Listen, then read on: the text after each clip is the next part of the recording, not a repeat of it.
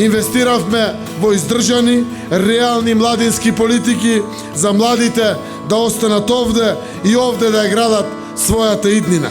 Еден од најновите чекори што ги преземаме и кој имам чест да го најавам овде од аеродром, а кој значи уште поголема мотивација за секој млад човек да тргне на работа.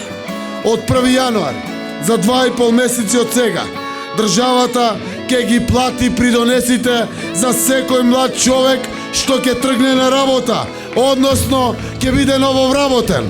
За секој млад човек да се вгради и во аеродром, и во градот Скопје, и во Северна Македонија.